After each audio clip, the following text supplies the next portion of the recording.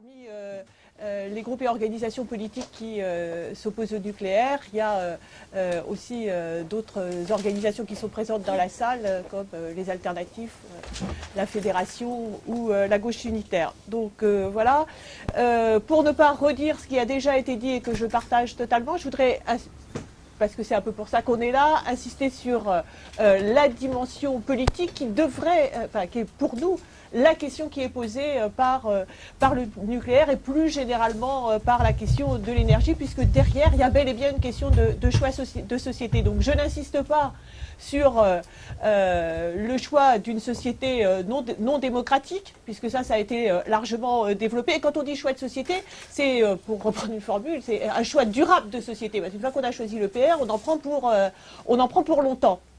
Donc non démocratique, juste trois petites choses par rapport à ce qui a été dit sur la question du débat public, au-delà du choix tactique qu'on peut faire ou ne pas faire de s'en servir comme tribune. Il y a une question qui pourrait être posée, qui est celle de l'organisation effectivement d'un référendum, d'une votation citoyenne avec le temps d'un débat contradictoire, et ça pourrait y compris être une initiative prise par la région qui se présente comme un bouclier social, pourrait être aussi un bouclier démocratique et écologique sur cette question-là. La deuxième chose, c'est pour souligner un aspect, puisque par rapport à l'EPR de Penly, il est donc prévu que Total aura 15% du capital. Autant vous dire que nucléaire fois Total, question transparence, zéro opacité, Total et coup de Jarnac, là on va atteindre des sommets ou des profondeurs, je ne sais pas dans quel sens il faut dire ça. Dernier élément quand même sur nucléaire et débat démocratique.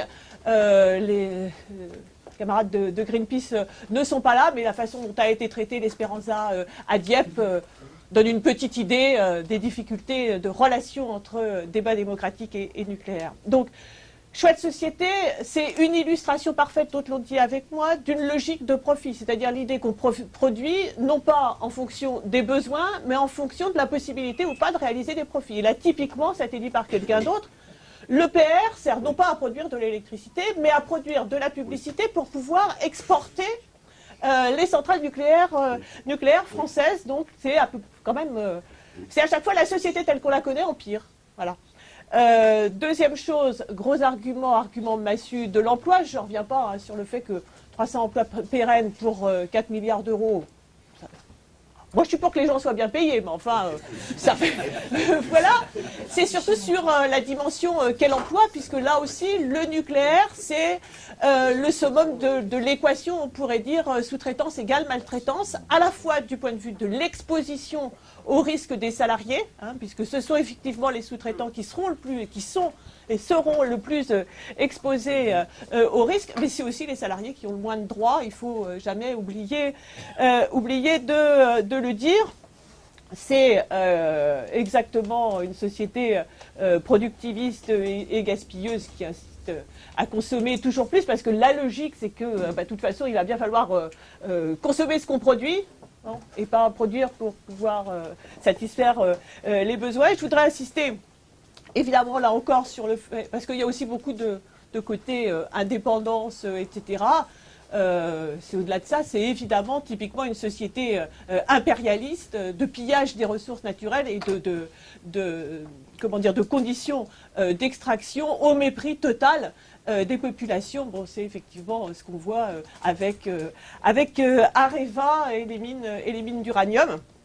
Et puis c'est une société nécessairement centralisée par rapport avec l'énergie nucléaire, nécessairement entre guillemets sécuritaire. Bon, qui va renforcer toutes les rhétoriques antiterroristes, etc., etc. Et effectivement, évidemment, totalement militarisé, puisque l'idée de dissocier d'une manière ou d'une autre nucléaire civil et nucléaire militaire est quand même une pure vue de l'esprit. Et par rapport à ça, effectivement, il faut opposer, au-delà du combat contre l'EPR, un autre projet qui est un projet qui développe une logique de bien commun de l'humanité, une logique de service public et évidemment de service public de l'énergie, qui n'a évidemment rien à voir avec ce qu'est EDF. De toute façon, maintenant, c'est une société par action, donc la question ne se pose même pas, mais y compris une logique de service public qui permette le contrôle des salariés, des usagers et de la population, et qui soit capable d'avoir une compréhension globale, à la fois en termes d'économie d'énergie, de développement des renouvelables et de sortie du nucléaire.